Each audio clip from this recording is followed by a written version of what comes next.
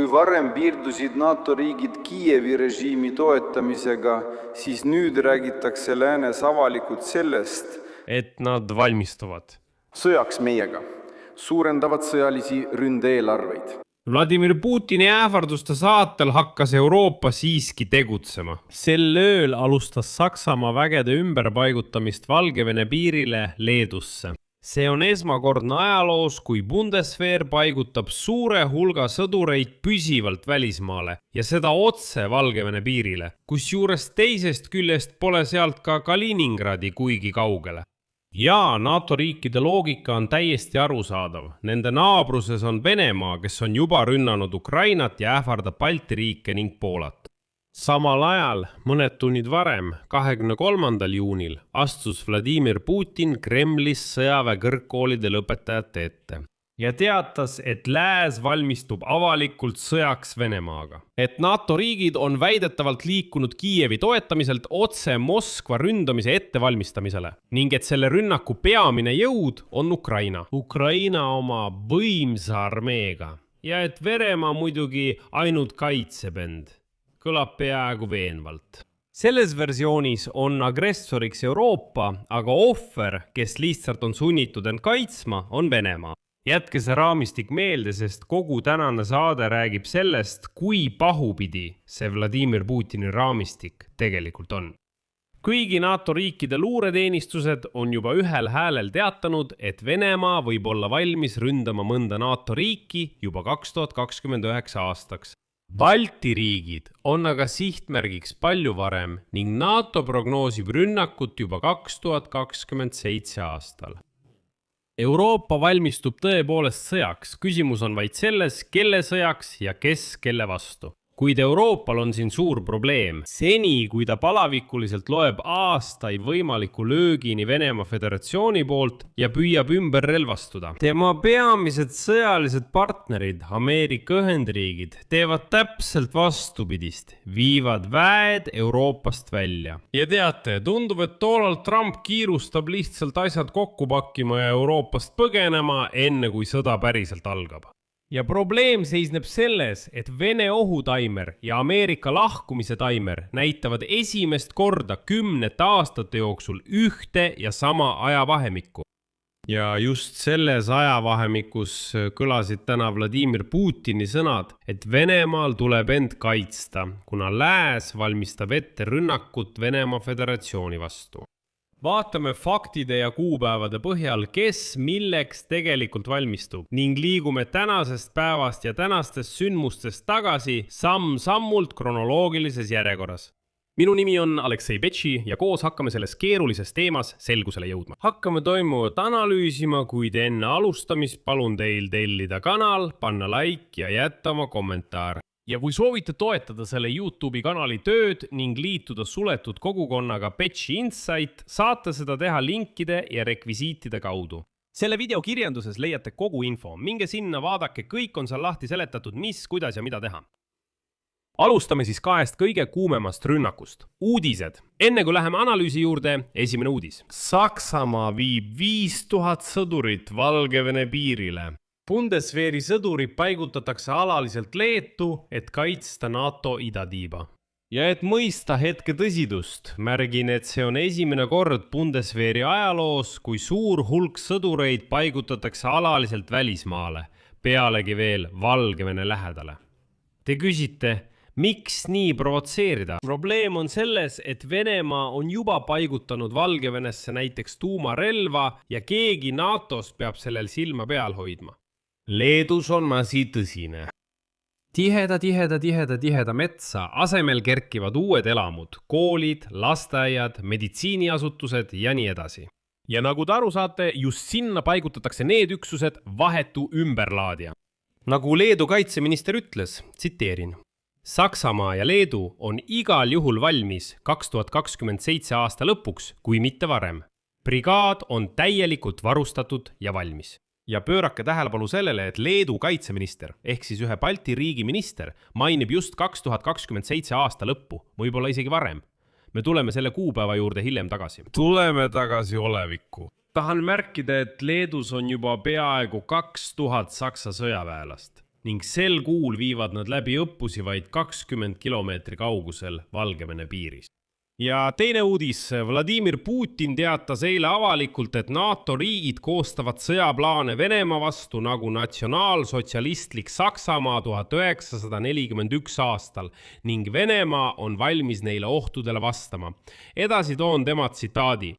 Me näeme, et kui varem piirdusid NATO riigid Kiievi režiimi toetamisega, mis tuli võimule ebaseaduslikult relvastatud riigipöörde abil, siis nüüd räägitakse läänes avalikult sellest, et nad valmistuvad sõjaks meiega ja suurendavad oma sõjalisi ründe-eelarveid. Samas kasutavad NATO ja Euroopa Liidu riikide juhid, nagu varemgi, valelikke väiteid väidetavast Vene sõjalisest ohust, et õigustada selliseid kulutusi ja oma riikide radikaalset militariseerimist. Niinimetatud demokraatliku lääne tegutsemisskeem on väga lihtne. Kõigepealt luuakse ohud meie riigile. Sunnitakse meid astuma samme, mis on vajalikud enesekaitseks ja enesekaitseks, ning seejärel süüdistatakse meid kohe kõigis surmapattudes. Et õigustada oma agressiivse poliitika ja agressiivsete tegude jätkamist Venemaa suhtes, kõik see on meilegi hästi teada ja tuttav. Isegi pärast reeturlikku kallaletungi Nõukogude Liidule 22. juunil 1941, just nimelt reeturliku kallaletungi, püüdsid Lääs ja Hitleri Saksamaa süüdistada NSV Liitu ja Jossif Stalinit agressioonis tänapäeva mõistes kollektiivse lääne vastu. Hämmastav, kuid siiani arutatakse seda veel kvaasiteaduslikes ringkondades, rõhutas ta. Venemaa seisab järjekindlalt kõigi jaoks võrdse ja jagamatu julgeoleku eest. Oleme veendunud, et seda saab saavutada ainult multipolaarse rahvusvaheliste suhete süsteemi kujundamisega, tagades iga riigi sõjalise julgeoleku usaldusväärselt. Samal ajal oleme valmis kiiresti ja adekvaatselt reageerima kõigile välis- ja sisemistele ohtudele.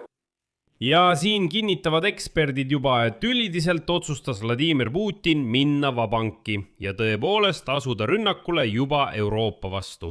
Nimelt on eskalatsioon Vladimir Putini ainus trumbikaar, sest sõda Ukrainas on objektiivselt ummikusse jooksmas. Sest need edenemistempod, mida Vene armee rindel näitab, viitavad sellele, et neil kulub Donetski oblasti vallutamiseks veel umbes 10 aastat. Aga siin on küsimus, kas Euroopa on selleks valmis? Ja just siin liigume edasi toimuva analüüsi juurde. 2 uudist teatasin. Nüüd analüüsime, mis veel toimub. On 2 graafikut, mis liiguvad praegu teineteisele vastu ja nende lõikumine on Euroopa jaoks ilmselt viimase 30 kui mitte 40 aasta kõige ohtlikum hetk. Esimene graafik on taimer, mille Euroopa luure ja peastaabid on käivitanud. See on kuupäev, millal Venemaa on valmis Euroopat ründama. Teine graafik on Ameerika vägede väljaviimine Euroopa mandrilt. Ja probleem seisneb selles, et esimene taimer tiksub kuskile 10. lõpu poole. Aga teine on tegelikult juba käivitunud. Alustame sellest, mis juhtus sõna otseses mõttes alles hiljuti. 18. juunil esines Brüsselis Ameerika Ühendriikide kaitseministeeriumi juht, Pentagoni juht Pete Hegseth NATO kaitseministrite ees ja toetusavalduste asemel tegi neile tõsise noomituse. Ta kuulutas välja 6-kuulise ülevaatuse Ameerika sõjalise kohaloleku kohta Euroopas ja hoiatas, et mõned riigid kukuvad selles läbi. Asi on selles, et 6 kuu jooksul otsustas Pentagon välja selgitada, kust lahkuda ja kust mitte lahkuda. Samuti, millises mahus seda teha. Pete Hegseth nimetas häbiväärseks mitmete Euroopa liitlaste keeldumist anda USA-le baase Iraani ründamiseks ja ütles, et ülevaade peab selle tagama. NATO liigub kiiresti ja pöördumatult selles suunas, et Euroopa võtaks enda peale peamise vastutuse oma enda kaitse eest. Ja just siin hakkasid sõnad muutuma tegudeks. Veidi varem 3. juunil andsid USA märku, et kriisi korral ei anna nad enam NATO riikidele lennukikandjat koos saatelaevadega, lennukeid, tankereid ega 10 hävitajaid. ja nüüd töötab NATO ülemjuhataja, kes on muide alati ameeriklane, juba välja varuplaanid Euroopa kaitsmiseks ilma nende Ameerika vahenditeta. Kordan veel kord, lennukikandja ja saatelaevad, tankerlennukid ja 10 hävitajad. Enamiku sellest pole eurooplastel lihtsalt füüsiliselt olemas. NATO peasekretär Mark Rutte püüdis lööki veidi pehmendada ja nimetas jõudude mudelit vaid planeerimisvahendiks. Et kui algab päris sõda, siis kaasatakse kõik. Nii lennukikandjad, tankerlennukid kui ka kõik muu. Aga seni kuni sõda pole, võivad ameeriklased muidugi endale midagi seal planeerida. Aga samal ajal, kui USA siiski taandub, teeb Saksa kindral, see on Bundeswehri staabiülem, avalduse. Ta ütleb, et NATO raames kooskõlastatud luurehinnang ütleb, et Venemaa on valmis NATOle kallale tungima juba 2029 aastal. Kust see aasta 2029 tuli?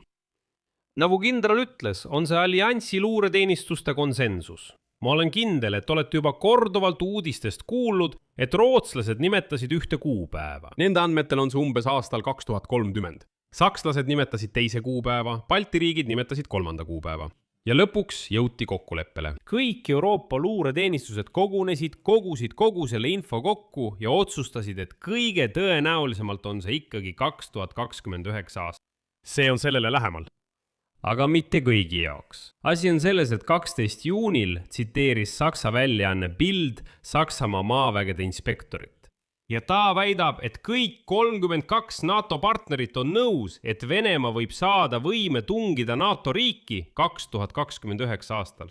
Saksa kaitseminister Boris Pistorius kinnitas seda hinnangut veidi hiljem ametlikult, kuid lisas siis kohe, et Balti riigid on ohus palju varem. Ja siin sekkub juba Ukraina luure kõige muret tekitavama detailiga, järgmise löögi geograafia kohta. Tuletan meelde, et 16. mail, kui Volodõmõr Zelenski sai sõjaväelt ja luurelt kokkuvõtte, teatas ta järgmist. Venemaa kaalub uusi pealetungi operatsioone Kiievi piirkonnas, Kiievi ja Tšernigivi oblastites Valgevene territooriumilt. Samuti võimalus kasutada Valgevene territooriumi löögiks naabruses asuvate NATO riikide vastu. Konkreetne sihtmärk on Suwałki koridor. See on Poola ja Leedu ühine piir, mis on 70 kilomeetrit lai Valgevene ja Venemaa Kaliningradi vahel. Ja seda territooriumi on juba ammu peetud NATO idatiiva võtmenõrkuseks. Mis tegelikult kehtib mõlemal poolel. Venelased on juba kohal.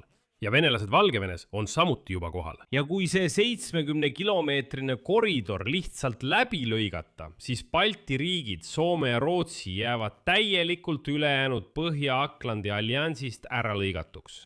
Paralleelselt, tuletan meelde, lendasid mai lõpus Vene droonid Rumeeniasse. Üks neist põrkas kokku elumajaga ja Bukarest hakkas rääkima võimalusest käivitada NATO 4. artikli alusel konsultatsioonid. Kuid avalikult konsultatsioone lõpuks ei toimunud. Aga ärge arvake, et NATO lihtsalt sulges sellele kõigele silmad. Need 5000 saksa sõdurit Leedus on samuti vastus. Aga astume veel sammu tagasi, et mõista, et ärevus oli kuude jooksul kasvanud. 2025 aasta detsembris Londonis toimunud kinnisel kohtumisel, mille korraldas analüüsikeskus Ruusi, jõudsid lääne sõjaväelased ja luureametnikud järeldusele, et lääs seisab silmitsi ülemaailmse ohuga. Ülemaailmse konflikti ohuga, kuid pole selleks üldse valmis. Ja hinnangud sõja puhkamise ajale on veelgi karmimad kui ametlikud. Mõnede hinnangute kohaselt või Kreml tõepoolest rünnata NATOt hiljemalt 2029 aastaks. Siin langeb kõik kokku. Kuid Balti riigid võivad Venemaa agressiooniga silmitsi seista veelgi varem, juba 2027 aastal.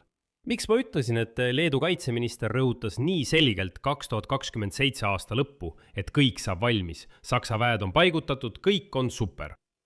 Ja mis peamine, fikseeritakse fakt, et sõda on pehmes vormis juba alanud, see juba käib. Venemaa peab Euroopa vastu hübriidsõda. Need on diversioonid, droonide saatmine NATO õhuruumi, hävitajatega provotseerimine, GPS-i segamine ja nii edasi. Ja nagu Sõjauuringute Instituudi analüütikud teatasid, on Moskva jõudnud võimaliku sõja ettevalmistamise nullfaasi NATOga. Lisaks kinnitavad analüütikud täna, et kõik Venemaa viimaste nädalate signaalid selle kohta, et Kreml on valmis läbirääkimisteks Euroopaga, See on Vladimir Putini uus sõjaline erioperatsioon. Luua näiline valmisolek läbirääkimisteks, esitada Euroopale täitmatuid tingimusi, näiteks viia NATO väed idatiivalt välja ja seejärel rünnata Euroopat. Viidates sellele, et Venemaa pakkus kõik rahumeelselt lahendada, kuid Euroopa ei tahtnud ja provotseeris ise sõja.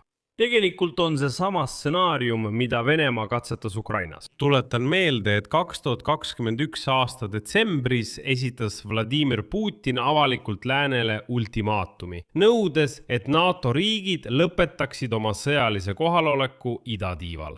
Ja ta nõudis, et NATO üldse taanduks oma varasematele positsioonidele. 1997. See oli 2021. Aasta on ilmne, et keegi NATOs ei kavatsenud seda teha, pärast mida alustas Venemaa täiemahulist sissetungi Ukrainasse, viidates sellele, et nad ju pakkusid rahumeelset kokkulepet. Ja nüüd, kui tulevad signaalid, et Putin kavatseb Euroopaga läbirääkimisi pidada, näitab see tõenäoliselt, et tegemist on järjekordse sellise erioperatsioonida. Tahan märkida veel ühe väga tähtsa kuupäeva. See on 16. veebruar 2026. Sel päeval annavad Saksamaa ja Suurbritannia kindralstaabi ülemad, need on kindral Karsten Breuer ja õhujõudude marssal Sir Richard Knighton, välja selle hetke kõige teravama ühise hoiatuse. Nad kutsusid siis eurooplasi vaatama otsa ebamugavale tõele oma julgeoleku kohta ja tegema raske valiku kulutuste osas. Nende valem kõlas siis järgmiselt. Sõjaline tugevdamine koos valmisolekuga pidada sõda Euroopa mandril. See on suurenenud risk, mis nõuab kollektiivset tähelepanu ja Moskva kavatsused ulatuvad kindlasti kaugemale praegusest konfliktist. Seetõttu tuleb vastavalt suurendada ka omaenda kaitsekulutusi. Ja just siin avaldub Euroopa probleemi tuum. Venemaa Föderatsiooni ohutaimeri ja Euroopa valmisoleku taimeri vahel sellele ohule vastu seista on tohutu lõhe. Euroopa julgeolekujõud hoiatavad, et Venemaa võib alustada sõda NATO territooriumi vastu juba ajavahemikus 2027-2030. Kuid Euroopa taasrelvastamise plaanid ei kata kriitilisi võimekuse puudujääke enne 2035 aastat. Just see 5-7 aastane lõhe ongi kõige ohtlikum. See ongi sõja võimaluste aken Vladimir Putinile. Kindral Grinkevich USA Euroopa väejuhatusest ütles juba 12. märtsil USA senatis järgmist. Isegi kui kulutused tõusevad 5%-ni SKP-st, suudab Euroopa luua oma enda tavapärase kaitsevõime alles 2035 esandaks aastaks. Ja enne seda ei saa Euroopa ilma Ameerikata hakkama. Ja kuni Euroopa taimer tiksus 2029 aastani, hakkasid USA tegema täpselt vastupidist sellele, mida ohuloogika ette näeb. Trump käskis vägesid välja viia, mitte suurendada, vaid vastupidi, välja viia. Ka siin vaatame edasi kuupäevade kaupa. Samuti alustame värskemast ja liigume tagasi. See tähendab, et juunis 2026 toimub see NATO 3.0 strateegia ülevaatus, millest ma juba rääkisin. Pentagon võtab 6 kuud, et kogu USA kohalolek Euroopas üle vaadata. Enne seda, juuni alguses keelduti eraldamast lennukikandja, tankerlennukid ja hävitajad kriisi korral. USA kongressi reaktsioon oli väga kõnekas, seda mõlemast parteist. Näiteks vabariiklane Don Bacon, kes on esindajatekoja Balti kaukuse kaasesimees ja seda mõlemast parteist. Näiteks vabariiklane Don Bacon, kes on esindajatekoja Balti kaukuse kaasesimees, ütles, tsitaat: administratsioon jätkab ühepoolselt jõudude vähendamist Euroopas, samal ajal kui Venemaa jätkab sissetungi Ukrainasse ja ähvardab Balti riike. Samal ajal hoiatab senaator Coons, et Ameerika strateegiliste pommitajate kaotus oleks tohutu probleem, sest liitlastel pole millegagi seda puudujääki korvata. Miks? Sest kogu NATO arhitektuur on aastakümneid üles ehitatud Ameerika õhujõudude ümber. Ja objektiivselt võttes Euroopal polegi oma pommitajaid. Ei ole. Lähme veel natuke ajast tagasi selle aasta maikuusse. See oli esimene tõsine hoiatus, et eurooplastel pole vaja mitte ainult mõelda ümber relvastumisele, vaid oleks pidanud sellega alustama juba eile. 1. mail teatas Pentagon umbes 5000 sõduri Saksamaalt väljaviimisest. Ja siis ajakiri Time sõnastas selle ulatuse järgmiselt. See võib olla vaid palju ulatuslikuma väljaviimise algus. Ja ajakirjanike küsimusele vastas Trump, et vähendusi võib tulla veelgi rohkem. Ekspertide hinnangul polnud motiiv strateegiline. Ei, Trumpil oli motiiv karistuslik. Kui Euroopa keeldus saatmast laevu Hormusi väina avamiseks, nimetas Trump NATOt kasutuks, argpükslikuks ja nii edasi. Ja sellest ajast alates näib ta justkui püüaks liitlasi selle eest karistada. Ja kõik need jutud, et Ameerika Ühendriigid viivad väed Euroopast välja, sest neil on jõude vaja Indo-Vaikse ookeani piirkonnas Hiina vastu, on täielik jama.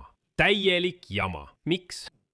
Trump on juba andnud mõista, et ta ei kavatse Taiwani kaitsta. Ja nagu te teate, tühistas ta kohe pärast kohtumist Hiina liidri Xi Jinpingiga mais Pekingis relvamüügilepingu Taipeile. Seega väidetav jõudude suurendamine seal selle arvelt, et neid siin nõrgestatakse, on täielik jama. Praegu ei ole näha mingit jõudude suurendamist Indo-Vaikse ookeani piirkonnas. Vaikse ookeani piirkonnas USA poolt. Aga asi pole isegi sõdurite arvus. 5000 sinna, 5000 tagasi. Asi pole selles. Vägede väljaviimine Saksamaalt ei ole peamine lugu. Palju muret tekitavamad on tühistatud raketipaigutused ja ammendunud relvavarud, mis vaikselt õõnestavad NATO heidutusstrateegia alust. Konkreetselt. Kahtluse alla sattus kaugmaa tiibrakettide Tomahawk paigutamine, mida plaaniti Saksamaale paigutada 2027 aastal.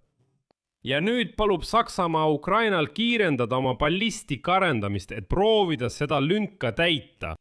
Kerime aega veel tagasi, oktoober-november 2025, aasta, kust kõik üldse avalikult alguse sai. 29. oktoobril teatavad USA, et toovad Rumeeniast välja USA armee 101. õhudessantiviisi brigaadi. Ma räägin sellest selleks, et tegelikult Trump ei maksa lihtsalt kätte. Ta kavandas seda palju varem, isegi enne operatsiooni Iraanis. Pentagon rõhutas siis, et see ei ole vägede väljaviimine Euroopast, vaid, tsiteerin, positiivne märk Euroopa suurenenud võimekusest. Eurooplased saavad juba ise hakkama, seega miks peaksime siia jääma? Aga isegi vabariiklased, see tähendab Senati ja esindajate koja relvajõudude komitee juhid, esindajad Uiker ja Rogers hakkasid siis häiret andma ja kirjutasid ühises avalduses järgmist. Pentagoni otsus näib olevat kooskõlastamata ja on otseses vastuolus president Trumpi strateegiaga, tekitab muret, et isegi kongressiga ei konsulteeritud eelnevalt. Ja nüüd paneme need kaks sündmuste liini ja kaks ajaraami kokku, et aru saada, mis üldse toimub. Kogu Euroopa luure kooskõlastatult kõigi 32 NATO riigiga määrab kuupäeva. Venemaa võib olla valmis rünnakuks 2029 aastaks, kuid Balti riigid võivad sattuda löögi alla juba 2027 aastal. Hübriidsõda tähendab diversioone, droonide sissetunge, GPS-i segamist ja see tähendab, et eurooplaste hinnangul käib see juba. Ehk siis hübriidsõda on juba alanud. Euroopa taasrelvastamine katab kriitilised puudujäägid alles 2035 noondaks aastaks. See tähendab, et Euroopa haavatavuse aken on just umbes aastatel 2027-2030. Ja just selles aknas hakkavad Ameerika Ühendriigid süstemaatiliselt oma vägesid Euroopast välja viima. Kõigepealt Rumeenia, siis Saksamaa, siis keeldumine lennukikandjate ja pommitajate andmisest kriisiplaanides, ähvardused viia väed välja Itaaliast ja Hispaaniast. Ja lisaks on väga suure küsimärgi all Tomahawk raketid Saksamaal, just nimelt aastal 2027. Ja siin annavad Atlantic Councili analüütikud sellise kainet raamistiku, teate, ilma paanikata, aga ka ilma illusioonideta. Ja see kõlab nii. Moskva seisukohast nähakse seda sammu kui Ameerika Ühendriikide otsusekindluse nõrgenemist. Nagu et teil ei jätku jõudu mitmel rindel tegutsemiseks. Euroopa liidrite jaoks on õppetund see, et oma kulutuste osas edusammude näitamine on parim viis ameeriklaste kaasatust säilitada. Tuleb ükskõik, kuidas see ka ei kõlaks, raha loopida.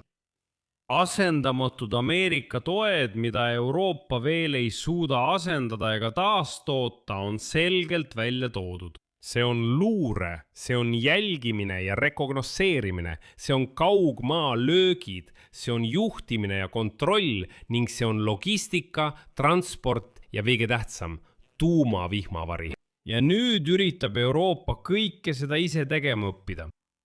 Ja kui Vladimir Putin seda kõike näeb, kasutab ta seda ettekäändena, et süüdistada Euroopat sõjaks valmistumises. Ja ühel poolt üritab Euroopa ennetavalt end Venemaa eest kaitsta, aga teiselt poolt relvastub Euroopa uuesti, sest ameeriklased lahkuvad. See tähendab, et paratamatult ameeriklased lahkuvad ja eurooplased hakkavad rohkem raha eraldama selleks, et näiteks rakettrelvastust asendada, mõelda hävitajate peale, mõelda pommitajate peale. Ja näiteks viia väed, näiteks Saksa väed, sinna, kust ameeriklased lahkuvad ja nii edasi. Igal juhul näeb see kõik välja nagu ettevalmistus suureks sõjaks.